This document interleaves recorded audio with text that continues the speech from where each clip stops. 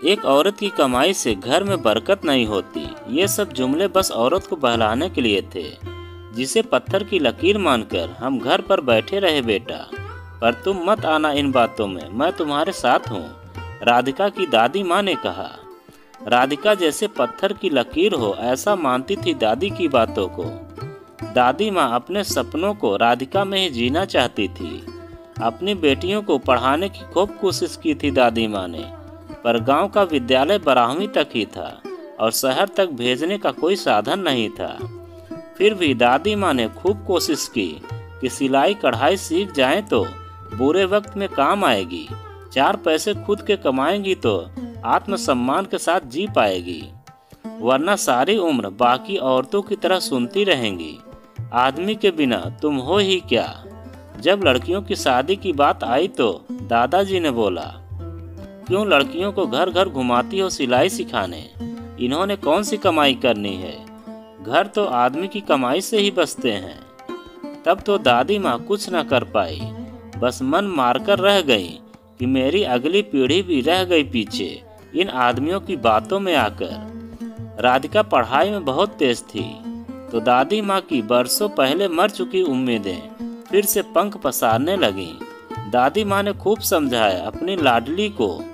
तब तक कॉलेज भी बन चुका था तो राधिका कॉलेज गई। एक दिन एक सहेली आई अपनी शादी का कार्ड देने। राधिका की दादी ने बोला, पहले पढ़ लिख के नौकरी लग जाती, अभी उम्र ही क्या है तेरी। उसने कहा, अरे दादी, अच्छा रिश्ता ढूंढा है पापा ने, पति कमाएगा, मुझे क्या जरूरत है। दादी ने सोचा कहीं पोती के मन में कोई वहम न डाल जाए, तो तपाक से दादी बोली, बेटा फिर तो तू खाना भी नहीं खाएगी, पति ही खा लेगा, सोएगी भी नहीं, पति ही सो लेगा। दादी की बात पर राधिका समझ गई, पर उसकी सहेली ने मजाक समझकर भुला दिया। आखिर राधिका की दादी की उम्मीद के पंखों की उड़ान मिल गई थी। जब राधिका की नौकरी लगी, दादी ने पोती की खूब नजरें उतारी।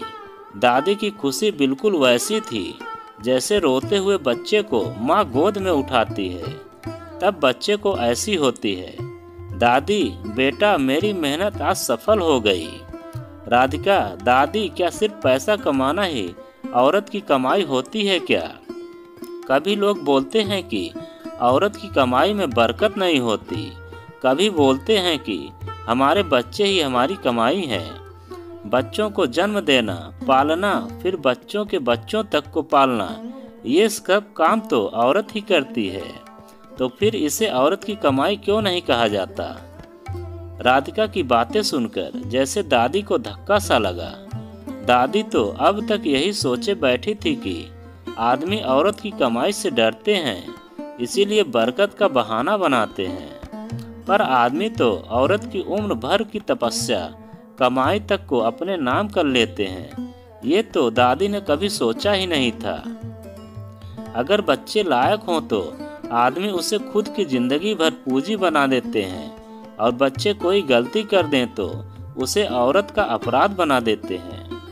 सही मायने में एक औरत की कमाई है क्या?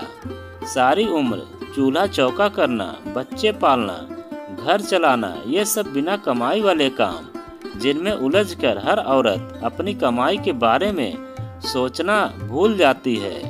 पर दादी को खुशी थी कि अब उसकी पोती इस फेर में नहीं पड़ेगी। उसके हाथ शिक्षा की वो तलवार है जो हर उस अमरबेल रूपी बंधन को नष्ट कर देगी जिसने औरत की कमाई को कैद किया हुआ है।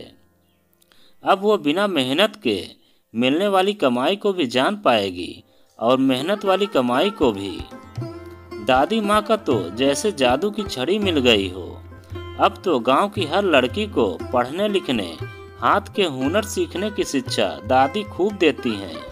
गली मोहल्ले की औरतों को भी बताती हैं, ये जो तुम घर में काम करती हो, ये कमाई है तुम्हारी, जिसका मेहनताना तुम्हारे आदमी ले रहे हैं। तुम्हारे कमाई से ही बरकत है इस जहां में।